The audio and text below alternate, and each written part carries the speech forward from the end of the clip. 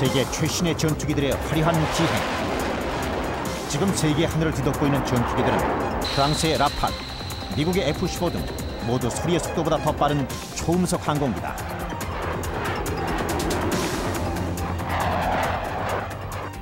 항공 전문 잡지 플라이트가 세계 항공 100주년을 맞아 특집으로 다룬 항공기 개발 100년사. 놀랍게도 거기엔 21세기 최신 비행기로 우리나라 초음속 항공기를 꼽고 있다. 우리 기술로 만든 대한민국 최초의 초음속 항공기 T-50.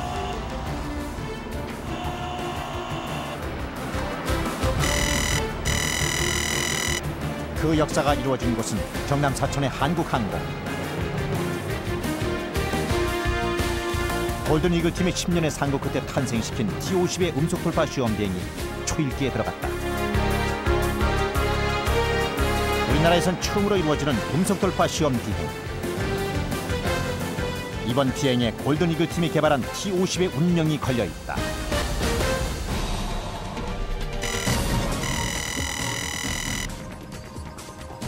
비행 통제실도 긴장이 더해갔다. T-50이 소리의 속도 마하 1.0을 돌파해야만 초음속 항공기로 성능이 입증된다.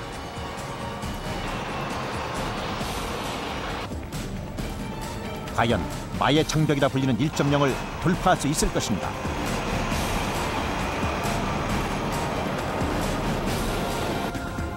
카운터다운이 시작됐다.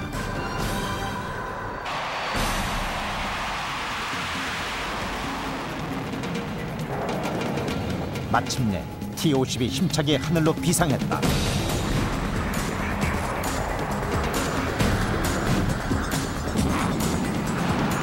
예정된 음속 돌파 영역은 고도 4만 피트 상공이다.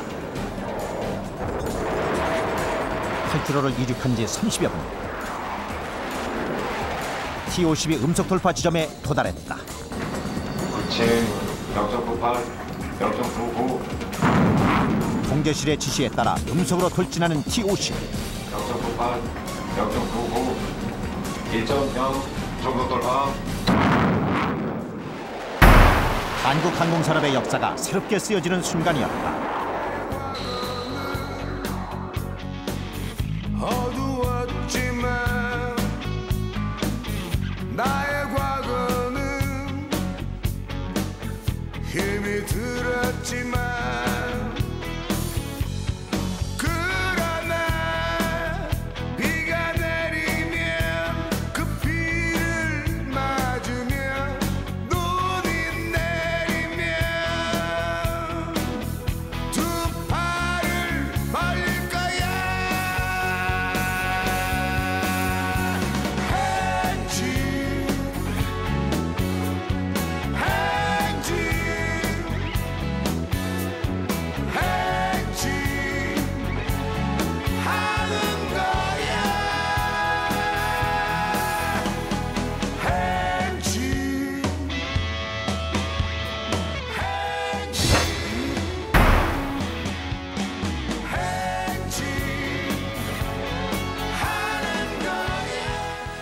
우리의 기술로 만든 초음속 국산 항공기 T-50. 바로 이 초음속 항공기의 탄생으로 이제 우리도 당당하게 세계 항공 선진국과 어깨를 나란히 하게 됐습니다. 이 초음속 항공기는 이 비행 속도가 마하 1.0을 넘어서는 그런 비행기를 말합니다. 이 마하 1.0은 초속 340m, 시속 1224km의 속도로 서울에서 부산까지 단 20분 만에 날아갈 수 있는 그런 비행기입니다. T-50이 탄생된 해는 2001년, 대한민국 공군이 창군된 지 50주년이 되는 해입니다. 앞으로 우리의 항공을 지킬 이 공군의 이 정예 조종사들의 훈련기로 쓰일 예정인 이 T-50. 그래서 트레이닝에 T자를 따서 붙인 이름이 T-50입니다. 또 이 T-50 옆면에는 이 골든 이글이라는 또 하나의 이름이 아주 선명하게 새겨져 있습니다. 골든 이글, 황금 독수리. 바로 T-50의 별칭이자 이 초음속 항공기를 탄생시킨 프로젝트의 명칭입니다. 이 초음속 항공기의 기술은 이 세계 무기 시장에서도 극비로 통하는 그런 분야입니다. 그렇다면 이 항공기술의 불모지나 다름없던 우리나라에서 어떻게 초음속 항공기를 개발하게 됐을까요? 그 시작에는 우리 항공기술자들의 꿈과 눈물 어린 장대한 드라마가 있었습니다. 경남 사천의 한국항공 정납고 2001년 9월 1호기 제작을 시작으로 현재까지 만들어진 T-50은 6대. 모두 성능 테스트를 위해 제작된 시험 비행기들이다. T-50은 개발 항공기가 거쳐야 하는 성능 테스트를 이미 통과한 상태. 그러나 완벽을 기하기 위한 골든 이글 팀의 점검은 지금도 계속되고 있다. T-50의 엔진 성능을 다시 한번 확인하는 시간. 엔진은 항공기의 심장이다. 그래서 더욱 조그만 오차도 허용되지 않는다. 이날 보여준 T-50의 최대 엔진 성능은 17,700파운드. 이미 기준치 14,000을 넘어섰다. 매번 있는 테스트지만 그때마다 마음을 졸이는 사람들. 바로 T-50을 탄생시킨 골든 이글 팀이다. 1992년 11월 11명의 골든 이글 팀이 미국행 비행기에 올랐다. 초음속 항공기 개발 기술을 확보하기 위해 떠나는 길. 우리나라 최고의 항공 전문가들이지만 초음속 기술은 한 번도 경험해보지 못한 생소한 분야였다. 이들을 이끌고 초음속 항공기 개발에 나선 주역이 바로 전영훈 박사다.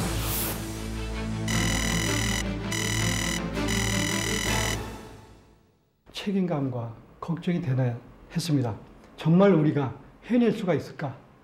정말 우리가 약속한 대로 반드시 설계를 완성하고 성공시키겠다는 것을 정말 할 수가 있을까 걱정이 대단했습니다. 골든 이글 팀의 목적지는 텍사스주 외곽에 위치한 포토워스의 록히드 마틴사. 록히드 마틴은 우리 공군의 주력 전투기인 F-16을 제작한 세계적인 항공 군수업체다.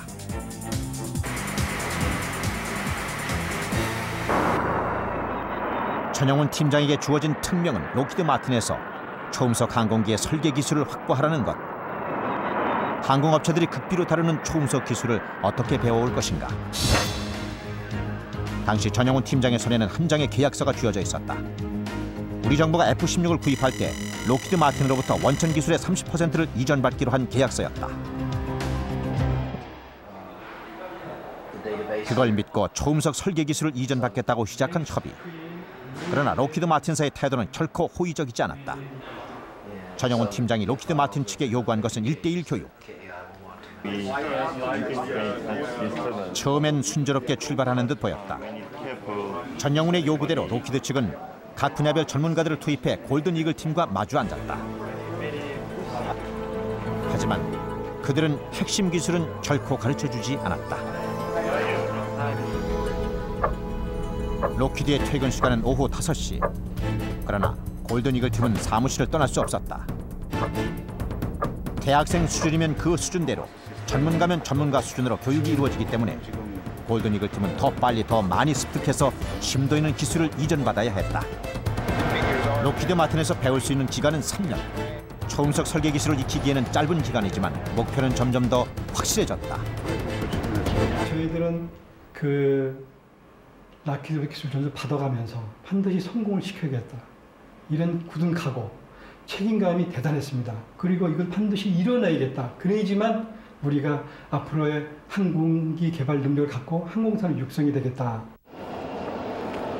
공군 조종사 출신인 전영훈 팀장에게 초음속 항공기 개발은 일생의 수건이었다. 우리도 우리의 항공기를 만들어야 하는데, 그런 각오 속에 교육받기 1년여. 본사로부터 골든 이글 프로젝트가 무산될지 모른다는 급보가 날아들었다. 전영훈은 즉시 서울로 향했다. 국방부에는 공군과 국방과학연구소 관계자들이 모여 있었다. 골든 이글 프로젝트에 대한 전면 재검토를 위한 자리였다. 문제가 된 것은 2조 원에 이르는 개발 비용이었다. 굳이 2조 원이나 들여 초음속 항공기를 개발할 필요가 있느냐. 개발에 부정적인 의견이 대세였다. 전영훈 팀장은 초조했다. 지금은 조금 아마 덜 하는지 모르겠습니다. 당시에는 항공기 연구 개발에 대해서 그렇게 어떤 의지나 어떤 그런 인식들이 많이 안 된 상태였습니다. 항공기는 너무 고가의 그 개발비가 든다. 기술적으로 너무 고기술을 요구한다. 신뢰성의 문제다. 여러 가지 경쟁성이 없다. 이런 이유로 해가지고 당시는 굉장히 부정적인 견해가 많았습니다. 전영훈 팀장에겐 절대절명의 위기였다. 바로 그때 결의를 다지게 하는 한 통의 전화를 받았다. 나이로 태어나서 할 일도 많다만 너와 나 나라 지키는 영광의 미국에서 기술 습득에 열중하고 있던 골든 이글 팀, 바로 그들의 격려였다. 맺어진 전우야.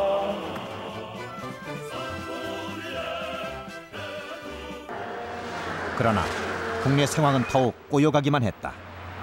선진국 군수업체들의 전방위 로비까지 시작된 것이다. 로비스트들은 마하 0.9 이하인 아음석 훈련기가 값도 싸고 초음속으로도 바꿀 수도 있다며 개발하지 않고 수입했으라는 압력을 가했다. 무기의 국산화가 거론될 때마다 반복돼 온 일이었다.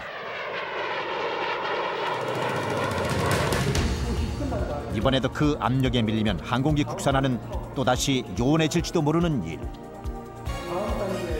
절박해진 전영훈 팀장이 항공기 국산 개발의 이유를 내세운 것은 1980년의 이란 이라크전 사례였다. 이슬람 혁명으로 친미 정권이 무너지고 호메이니가 집권하자 이란은 미국에게 심각한 위협이 됐다.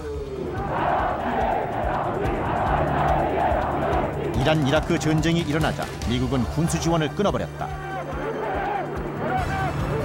결국 이란은 부품을 지원받지 못하면서 미국산 전투기 200여 대를 띄워보지도 못한 채 이라크에 패하고 말았다. 탱크는 전쟁하다가 문짝이 하나 떨어져 나가도 그 탱크를 가지고 전쟁을 수행할 수가 있습니다. 그러나 항공기는 조그만 결함이 있어도 전쟁에 수행을 할 수가 없습니다. 그렇다 보면 여러 가지 부품이나 후속 군수 지원이 절대적으로 따라야 되는 게 필수적입니다. 그런데 이것을 외국에 의존하다 보면 자동적으로 항공 무기 체계가 외국에 의존하게 되고 1997년 마침내 국방부에서 용단을 내렸다.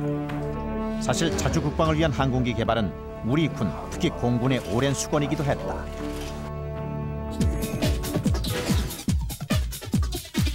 일본은 물론 동북아 주변국들은 이미 오래전 초음속 전투기 개발에 성공했다. 1952년 러시아를 필두로 69년에는 중국이 전투기 개발에 성공했고 대만도 80년대에 이미 전투기를 개발한 상태. 우리나라도 더 이상 머뭇거릴 시간이 없다는 판단이 그 배경이었다. 그리고 마침내 록히드 마틴이 공동 투자자로 나섰다. 2조 원에 달하는 개발 비용 중 17%를 록히드 마틴이 분담키로 한 것이다. 골든 이글 팀의 집념이 초음속 항공기 개발의 발판을 마련한 것이다. 2조 원이나 되는 천문학적인 숫자의 비용을 들여서 굳이 이 초음속 항공기를 개발할 필요가 있는가? 이 개발에 성공한다는 보장이 있는 것도 아닌데 너무 무모한 것이 아닌가? 이 수많은 반대와 우려 속에서도 이 전영훈이 초음속 항공기의 개발을 포기할 수 없었던 이유. 그 이유는 지난 80년 이란의 패배를 우리가 되풀이해서는 안 된다는 믿음, 또 우리의 하늘은 우리의 항공기로 지켜내야 한다는 그런 믿음 때문이었습니다. 사실 그동안 우리 항공 기술 분야에 있어서의 이 국산화는 거의 전무한 실정이었습니다. 이 개발 비용도 어마어마한 데다가 미국을 비롯한 세계 군수 업체들의 강력한 견제와 이 로비 때문에 지난 반세기 동안 이 국산화는 엄두도 내지 못한 것이 사실입니다. 그런 점에서 이 초음속 항공기의 개발은 이 골든 이글 팀은 물론이고 우리 공군의 오랜 수건이었습니다. 과연 그 꿈은 이루어질 수 있는 것인가? 이 항공기 개발에 있어서 무엇보다도 중요한 것은 설계입니다. 그 설계 중심에 바로 이 사람, 이승민 팀장이 있었습니다. 특히 이 초음속 항공기의 설계는 국내에서는 지금껏 아무도 시도해보지 않았던 최첨단 기술 분야이기 때문입니다. 1997년 10월 경남 사천의 한국항공에 골든 이글 팀이 모였다. 마침내 초음속 항공기 개발을 위한 설계가 시작된 것이다.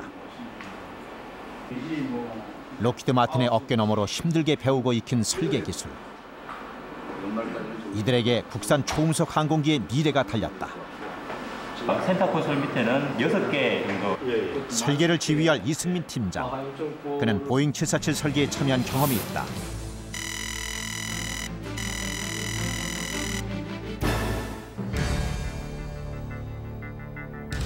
초음속 항공기를 공군에 납품해야 하는 시점은 2005년 10월.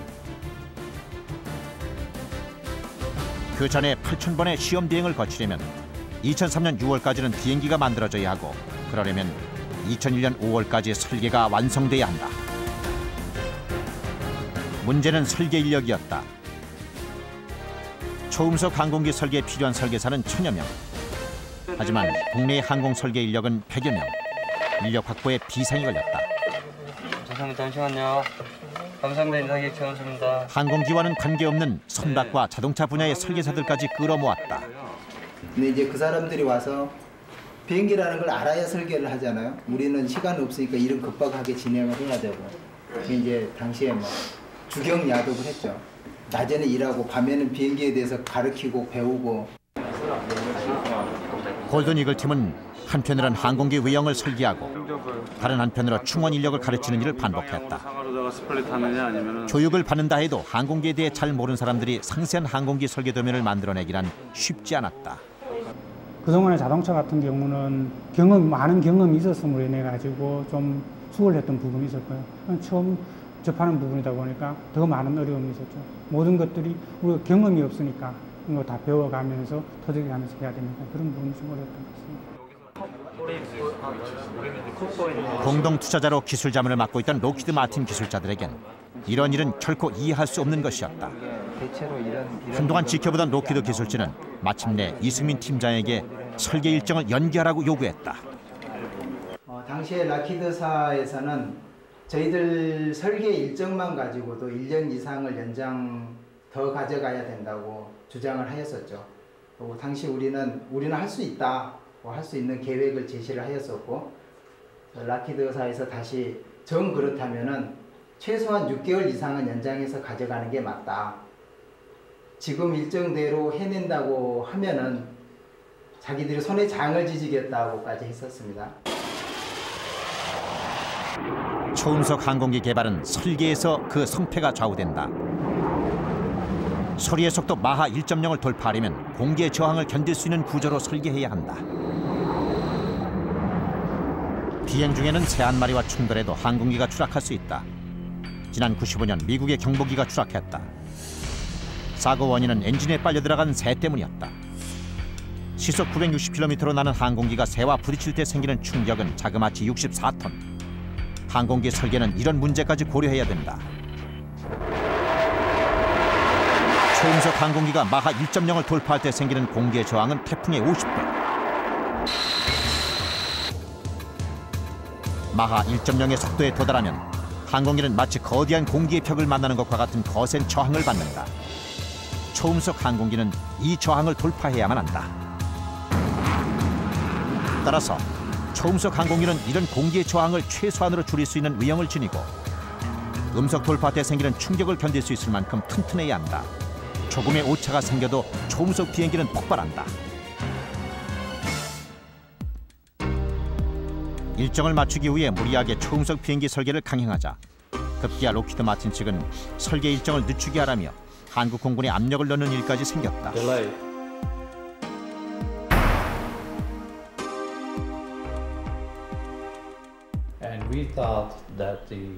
당시 스케줄을 통해 판단해 본 결과 한국 항공의 기술력 측면에서 너무 무리한 것이었습니다. F-16 생산을 통해 얻은 경험을 통해서 비교해 볼 때 경험이 없는 한국 항공으로서는 상당히 어려운 도전이었습니다. 촉박한 설계 일정, 비상충원한 초보 인력. 최악의 설계 환경에서 골든이글 팀이 선택한 것은 3차원 동시공학. 설계의 모든 과정을 컴퓨터로 하는 것이다. 보통은 설계를 한 다음 모형 항공기를 만들어 설계를 다시 수정한다. 그런데 골든이글 팀은 컴퓨터상의 설계 소프트웨어를 이용해 이런 과정에 들어가는 시간과 비용 소모를 미리 줄였다. 항공기 설계에선 획기적인 방법이었다. 무식한 게 용감하다고 사실은 그 시스템을 저희들이 도입을 하고 사실은 항공기를 개발하는데 풀로 그걸 시스템을 쓴 예는 없습니다. 민항기 개발할 때 뭐 보잉 777이나 이런 데 부분적으로는 도입을 하는 경우가 있는데 우리처럼 아예 실무 목합은 없고 100% 이거 간다 이렇게 해서 그냥 무식하게 드라이브 한 적은 없었어요. 컴퓨터상에서 3차원으로 진행된 설계는 록히드 자문단이 놀랄 정도로 빠르게 제속도를 찾았다. 초음속 항공기에 들어가는 부품은 35만 개. 설계는 항공기의 전방 동체와 중앙 동체, 후방 동체의 세 팀으로 나눠서 진행됐다.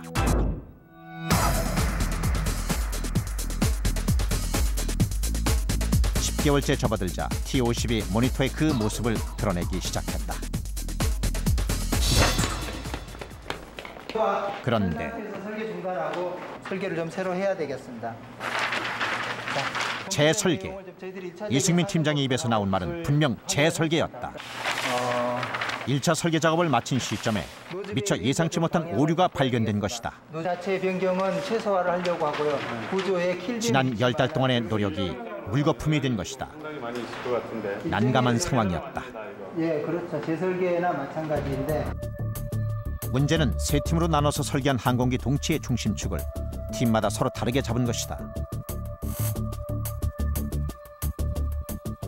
중심축의 오차는 2mm. 이 작은 오차로 항공기의 동체가 휘어져 버렸다. 설계 일정을 맞추기 위해 앞만 보고 달려온 지난 10개월. 원점에서 다시 설계를 시작해야만 하는 상황. 설계팀으로선 최악이었다. 더 큰 문제는 팀워크의 균형. 이승민 팀장이 가장 우려한 것도 바로 이 점이었다. 빨리빨리 의사결정하고 해나가야지 네 잘못이다라고 블레임하면서 싸울 시간이 없어요. 싸울 시간이 없습니다.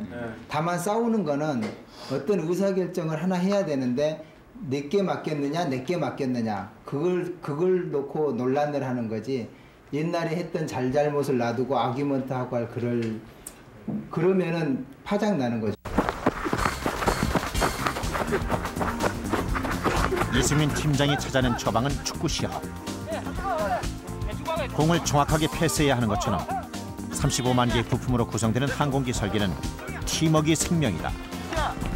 팀원들은 지금 무엇이 필요한지 알게 됐다. 다음 날부터 다시 설계에 들어간 한국항공 설계실은 밤낮이 따로 없었다. 처음부터 다시 시작해야 하는데 남은 시간은 2년. 골든이글 팀의 죽음의 스케줄이 시작됐다. 한 사람이 월 평균 20장의 도면을 그렸다. 선진 항공 기술자들의 설계량은 한 달에 한두 품목. 골든이글 팀의 설계는 신기록에 가까웠다. 설계팀이 도면과 싸우고 있던 매일 밤, 사천 시내에서는 야식 보급 작전이 벌어졌다. 한꺼번에 1000여 명의 야식을 구하다 보니 온 사천시를 헤집고 다닐 수밖에 없었다.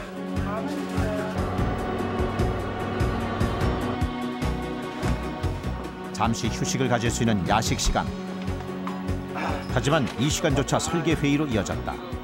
그들의 관심은 온통 초음속 항공기뿐이었다. 몸이 아파도 결근을 하는 사람이 없었다. 자신이 빠지면 다른 동료가 힘겨워지고 그렇게 되면 결국 일정을 맞출 수 없기 때문이다.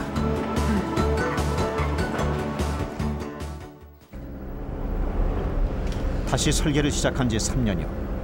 드디어 최종적으로 설계를 맞춰보는 날이다. 과연 설계한 것이 잘 맞을까? 자, 설계가 완성되었습니다.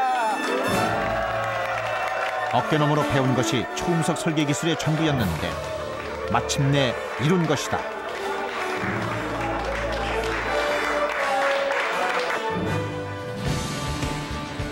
컴퓨터상으로 전방과 중앙, 후방 동체의 설계는 한치의 오차도 없이 완벽하게 맞아떨어졌다.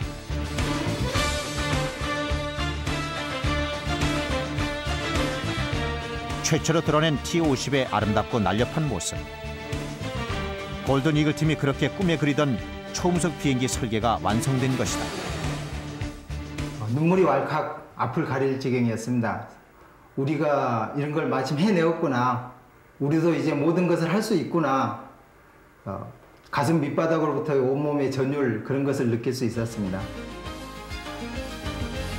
세계 최대 항공사인 보잉은 골든 이글 팀의 초음속 비행기 설계 능력을 최고점인 레벨 4로 인정했다.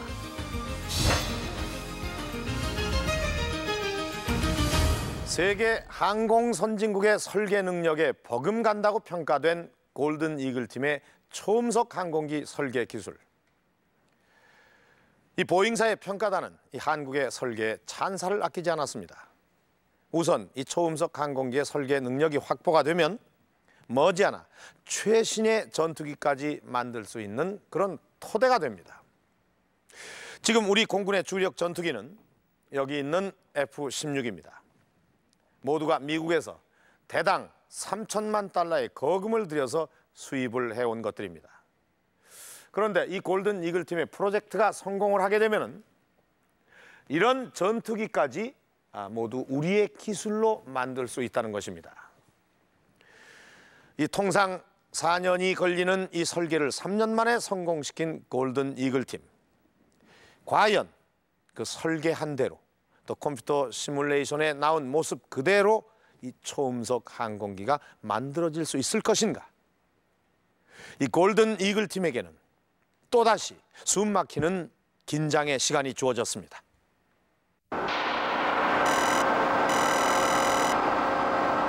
드디어 초음속 항공기 조립이 시작됐다. 항공기 조립은 대부분 사람의 손으로 이루어진다. 구조가 워낙 복잡해 기계를 사용할 수 없기 때문이다. 35만 개의 부품을 한치의 오차 없이 손으로 조립해야 한다. 눈으로 보이지 않는 부분은 내시경 카메라를 이용해 조립, 그 위치를 확인한다. 첨단 초음속 항공기도 장인 정신으로 똘똘 뭉친 항공 기술자들의 손끝에서 만들어지는 것이다.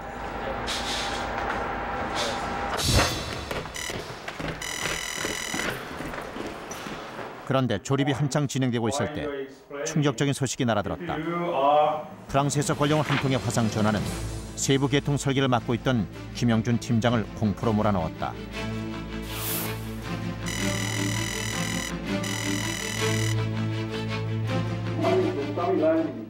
김영준을 공포스럽게 만든 것은 랜딩 기어. 랜딩 기어 제작사인 미셀 다우티에서 지금까지 무게를 잘못 계산한 채 제작해왔다는 것이다. 랜딩 기어는 이륙하고 착륙할 때 필요한 필수적인 부품. 작은 무게 오차도 대형 사고로 이어진다. 정말 까무라칠 정도의 엄청난 그 크라이시스였었죠. 프로그램 측면에서. 메셀 다우티 경영진도 전부 놀라고 그걸 통보받은 저희 쪽에서도 뭐 할 말이 없는 그런 상황이었습니다. 다른 시스템에 뭐 바로 그 파급 효과가 나타나기 때문에 모든 분야들이 다 모여서 대책회의를 했습니다만 제 얼굴만 바라보고 사실 전부 다 좀 경악하는 상황이었고. 조립도 중단됐다.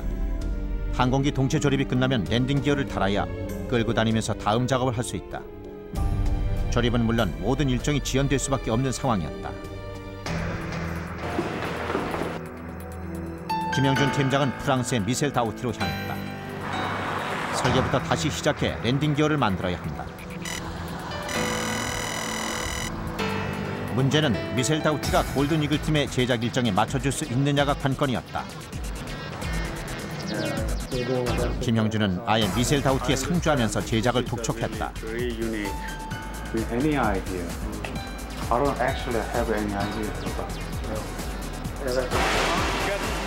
반드시 6개월 안에 랜딩 기어를 제작하게 만드는 것이 김영준의 임무였다. 그런데 미셀 다우티 기술진은 아무리 서둘러도 김영준이 제시한 납품 일정은 맞출 수 없다고 난색을 표했다. 최소한 1년은 걸린다는 것이다. 랜딩 기어 때문에 항공기 제작이 지연되면 공군 훈련기를 수입해야 하고, 그렇게 되면 국가 예산 낭비로 이어질 상황. 김영준은 미셀사 부사장과 담판에 들어갔다.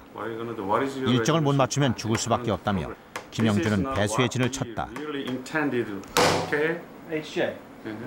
우리 한국 속담에 너 죽고 나 죽고 안 되면 뭐 같이 두들겨 껴안고 물속에 들어가자라는 식의 우리 투지를 보이는 부분이다.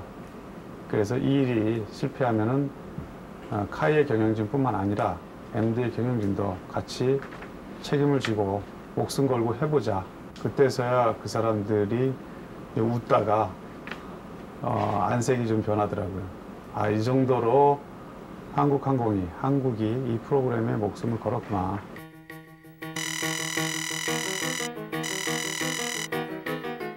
마침내 김영준은 미셀사 부사장으로부터 제작 일정을 최대한 앞당기겠다는 약속을 받아냈다. 랜딩 기어 때문에 골든 이글 팀의 비행기 개발에 차질이 생기면 나무에 목을 매겠다며 미셀 다우티 부사장이 직접 죽음의 서약서까지 썼다. 목표를 달성하겠다는 김영준의 집념에 감탄한 것이다. 그 이후 미셀 다우티는 랜딩 기어 품질 테스트를 하루라도 더 앞당기기 위해 랜딩 기어를 택시에 싣고 도보 해협을 건너게 했다.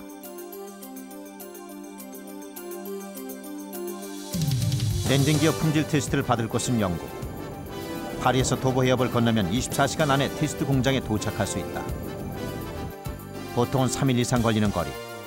미셀 다우티는 그렇게 모든 일정을 단축시켜 품질 테스트까지 완료했다. 김영준과의 약속을 지킨 것이다. 제가 한국인들에게서 발견한 점은 일단 목표가 주어지면 목표를 달성하기 위해 미친 듯이 그 일에 열중한다는 것입니다. 그들은 정말 힘든 날들을 보냈고 목표를 달성하기 위해 필요하다면 개인적인 희생도 감수했습니다. 2001년 8월 한국항공 사천 공장은 초음속 항공기 조립의 마지막 단계에 접어들었다. 프랑스에서 도착한 랜딩 기어를 항공기 동체에 타는 것으로 모든 조립은 끝났다. 이제 남은 것은 페인트 작업. 골든 이글 팀의 초음속 항공기는 빨간 마후라와 황금빛 깃털로 몸단장을 하고 이제 곧 세상 속으로 나설 것이다.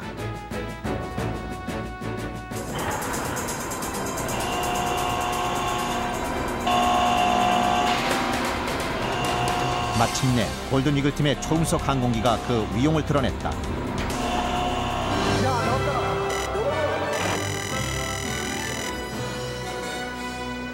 한국 항공 기술자들의 땀과 눈물로 탄생한 우리나라 최초의 초음속 항공기 T-50. 이것이 정말 우리가 만들어낸 것인가? 전영우는 마치 꿈만 같았다. 정말 그때 기분을 어떻게 말로 다 표현을 못하겠습니다. 너무나 가슴이 벅차서 정말 잠을 이룰 수가 없었습니다. 감개무량했습니다. 랜딩 기어를 담당했던 김영준의 감회는 더욱 남달랐다. 남자가 말이죠. 여자의 힘든 점을 모르는 것 중에 하나가 우리 이세구 생명체를 만들어내는 아기를 낳는 부분인 것 같아요. 저도 감이 사실 없습니다. 얘기는 그래서. 근데 남자가 만약에 아기를 낳으면 이런 기분이 아닐까 그런 생각을 가끔은 합니다. 처음에 이제 비행기를 봤을 때도 그랬고 이것이 너무나 과정도 유사하고 너무나 힘이 들었고 그 기쁨은 이루 말할 수가 없죠. 정말 생명체가 없는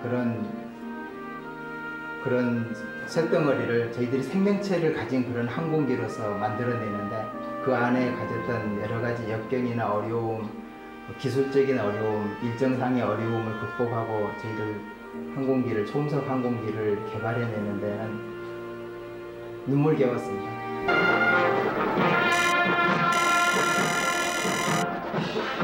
2001년 10월 31일 골든 이글 팀의 T-50이 세상 사람들 앞에 첫 선을 보였다.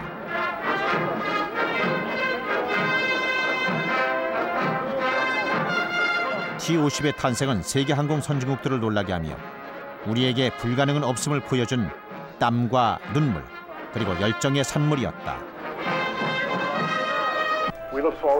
세계 시장에서 T-50이 성공적인 고등훈련기로 자리매김하길 바랍니다. 한국이 주요한 항공 우주 산업 국가로 세계 속에 우뚝 섰음을 보여주고 있습니다.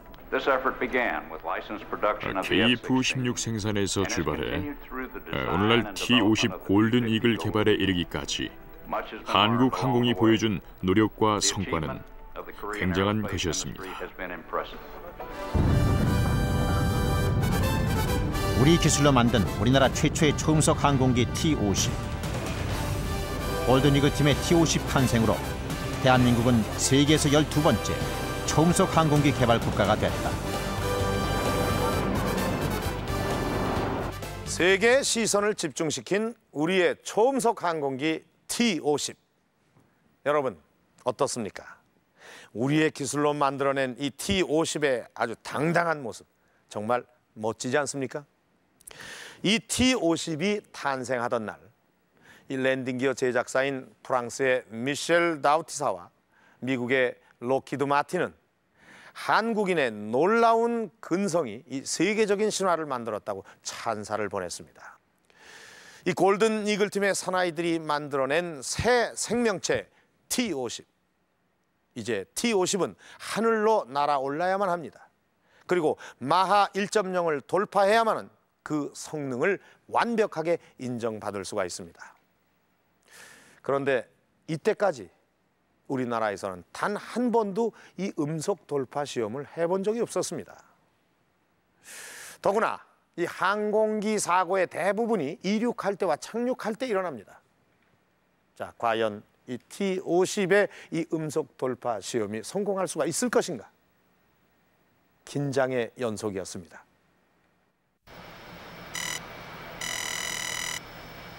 골든 이글 T-50을 처음으로 날려보내는 초도 비행. 이 초도 비행에 성공해야만 음속 돌파에 들어갈 수 있다. 기상 상태는 좋았고 하늘도 맑았다. 초도 비행 조종사로 선발된 사람은 조광재 중령.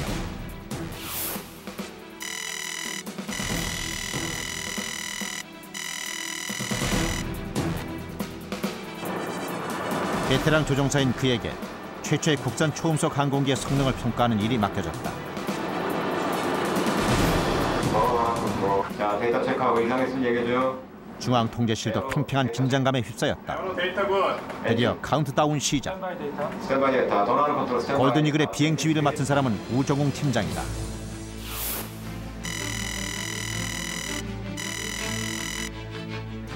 수많은 연습을 했음에도 불구하고 첫 경험이기 때문에 그런 것들이 사실상 가장 우려되고 준비되고 두려운 그런 상황이었습니다.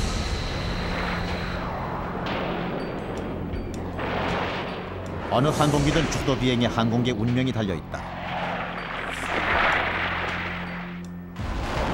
활주로를 이륙하다 제어장치 결함으로 파손되기도 하고 방향을 못 잡아 부딪히기도 한다.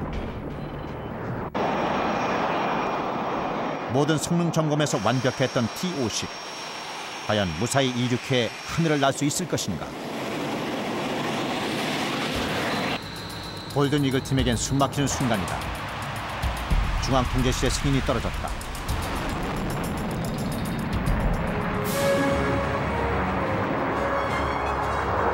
날았다. 우리 기술로 만든 초음속 항공기가 무사히 이륙한 것이다.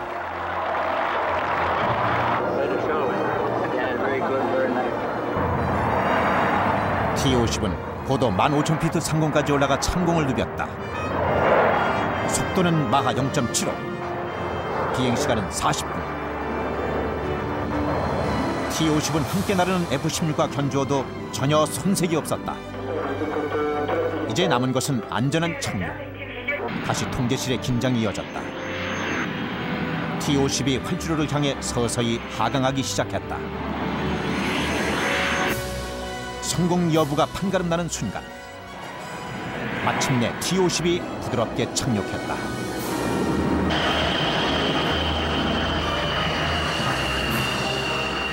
초조한 기다림은 순식간에 환호로 바뀌었다. 골든 이글 팀의 꿈이 하늘에서 이루어진 것이다. 온몸이 전율이 있었다고 할 수 있죠. 전율. 떴구나. 잘 나는구나. 저희 항공기하고 같이 비행을 했던 F-16 항공기보다 더 잘 나는구나. 정말 우리도 초음속 항공기를 개발할 수 있는 능력을 가진 그런 국가가 되었다.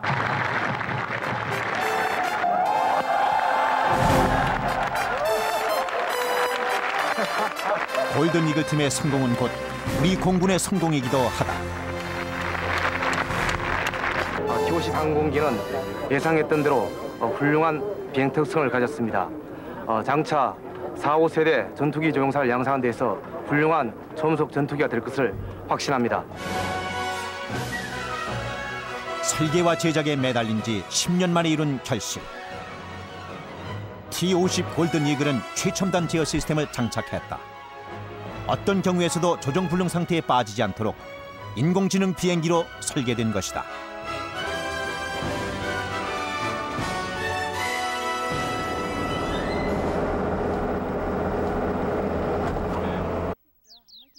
국방과학연구소에서는 벌써 15개월째 T-50의 구조 시험을 하고 있다.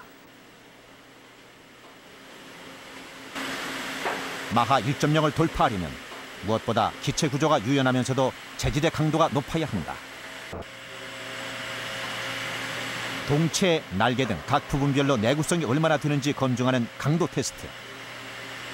수차례에 걸친 구조 검사에서 T-50은 선진국의 초음속 전투기에 비해 손색이 없는 것으로 나타났다.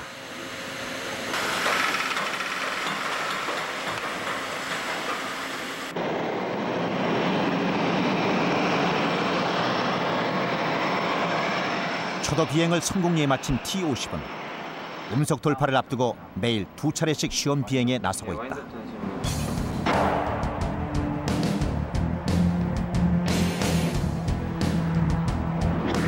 마하 1.0을 돌파하기 위해 수십 차례의 시험 비행을 가졌다. 음속 돌파를 위한 준비는 지상의 시뮬레이터실에서도 동시에 진행된다.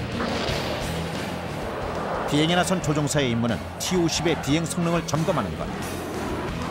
모든 기능이 제대로 작동되는 것을 확인해야만 음속 돌파 비행에 나설 수 있다.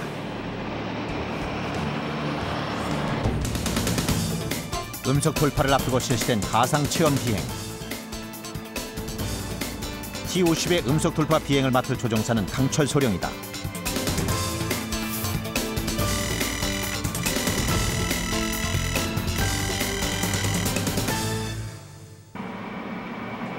시뮬레이션으로 이루어진 비행에서 T-50의 음속 돌파는 아주 성공적이었다.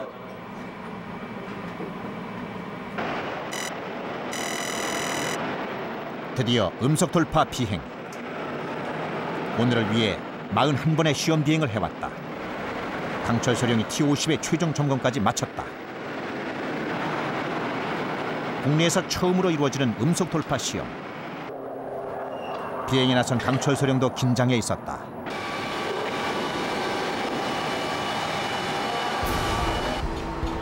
한편 통제실에서는 T-50의 디지털 비행 제어 장치가 제대로 작동하는지 최종 확인에 들어갔다. 서서히 움직여 활주로로 다가서는 T-50. 초도 비행 때와는 달리 음속 돌파 비행은 비공개로 진행됐다.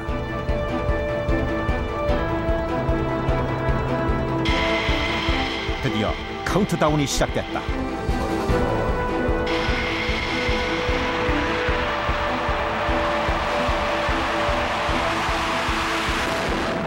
T-50이 활주로를 박차고 가뿐하게 날아올랐다.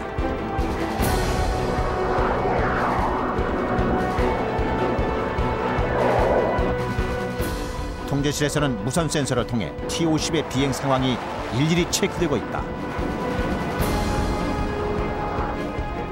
엔진 회전 속도나 진동, 압력 등 T-50의 비행 상황은 아주 순조로웠다.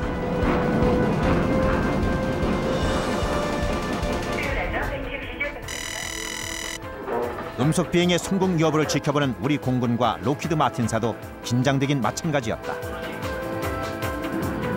T-50은 비행 고도를 높였다. 음속 돌파 지점은 고도 4만 피트. 이륙한 지 30분.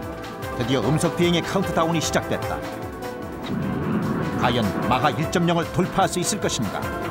속력 계기판에 모든 시선이 집중됐다. 98, 99, 1.0 초음속 돌파. 마하 1.0 초음속 돌파. 1.0 초음속 돌파.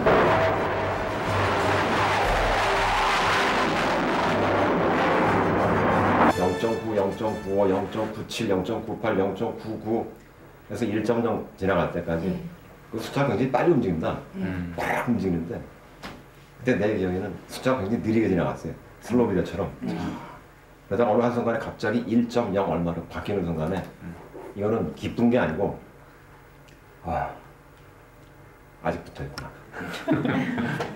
처음에 이제 한 10초가량 그 초음속 비행을 했어요. 10초가량 하다가 다시 암음속으로 와서 다시 또 들어가서 토탈 한 40초가량 했을 거예요. 그래서 첫 번째 10초 동안은 마음을 졸였고 두 번째 다시 들어갔을 때는 이번에도 괜찮겠지. 그러고 나서 설계 정말 잘했다. 물건 정말 잘 만들었네. 이말하들. 첫 음속 비행에 나선 T-50의 최대 속도는 소리 속도보다 20m 더 빠른 마하 1.05. 대성공이었다.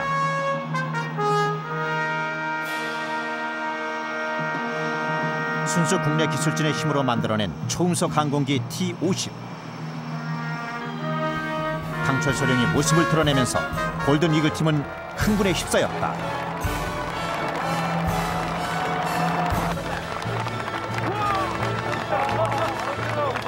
음속을 향한 골든 이글 팀의 도전을 완벽하게 성공시킨 강철 소령. T-50이 당당하게 세계의 초음속 항공기로 기록되는 순간이다. 굉장히 뿌듯하고요. 우리나라에서 이제 초음속 비행기를 만들 수 있다는 그런 자부심이 먼저 앞서고, 그 다음에 앞으로도 이 초음속 비행을 통해서 수많은 시험이 아직도 남아있기 때문에 그런 부담감 또한 느끼고 있습니다. 마침내 꿈은 현실로 이루어졌다. 저는 눈물이 났습니다. 너무나도 감격스럽고 정말 우리 연구진 뿐만 아니라 이 사업을 위해서 수고하신 분들 얼마나 그 수고했는지 모든 것이 참 그 당시 어려움들이 주마등 같이 지나갔습니다. 굉장히 감개무량했습니다. 드디어 해냈구나 우리가. 그 부분은 뭐 사실 말로 다 표현하기 힘든 뭔가 그 몸 안에서 끌어올리는 환희, 그 다음에 어떤 자신감, 프라이드, 모든 뭐 말로 표현할 수가 없는 감격적인 순간이었습니다. 꿈을 이뤘다 그럴까요? 어릴 때부터 가졌던 꿈을 이뤘다. 그래서 굉장히 성공한 그 엔지니어가 됐다라는 것이 무엇보다 기뻤습니다. 이날의 기록은 국내 언론엔 주목받지 못했지만 세계적인 잡지 에비에이션 위크에 크게 기사화됐다. 우리나라 기술진들이 우리의 힘으로 만들어낸 초음속 항공기 T-50의 성공은 그래서 더욱 값지다. 음속을 돌파한 T-50에는 1000여 명에 달하는 골든 이글 팀과 우리 공군의 혼이 깃들어 있다. 초음속 항공기 개발에 매달려온 지 10년. 수많은 위기를 넘기며 포기하지 않고 달려온 음속을 향한 도전.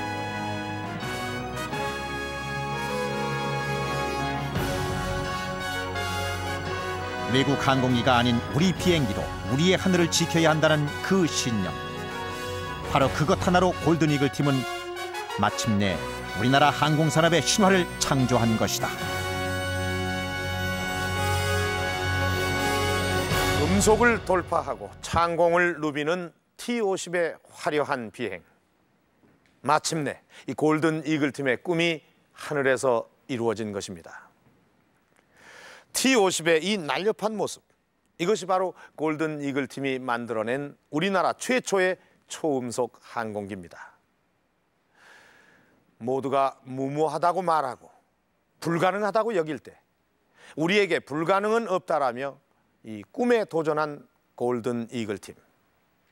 바로 그 집념이 마하 1.0의 장벽을 돌파하는 우리나라 최초의 초음속 항공기를 탄생시킨 것입니다. 이 더 놀라운 것은 이 T-50을 조금만 개조해서 이 무기를 장착하면 경공격기의 역할까지 할 수 있도록 만들었다는 것입니다. 이 두 가지의 역할을 할 수 있는 이 초음속 항공기는 이 골든 이글 팀에서 세계 최초로 개발을 해낸 것입니다. 바야흐로 이 초음속 항공기의 그 수출 시대가 눈앞에 다가오고 있는 것입니다. 10년을 하루같이 자신의 자리에서 묵묵히 땀 흘려 일해온 골든 이글 프로젝트 팀. 바로 이들과 같은 작은 영웅들이 21세기 대한민국의 신화를 만들어가는 주역들입니다.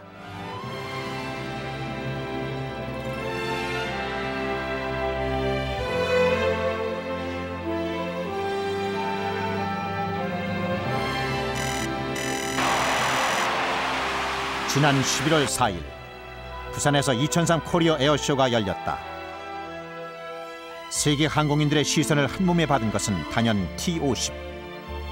지구촌 하늘을 누비기 위한 T-50의 힘찬 비상이 시작된 것이다. T-50의 수출 규모는 약 29조 원. 초음속 항공기 수출 시대가 열리고 있다.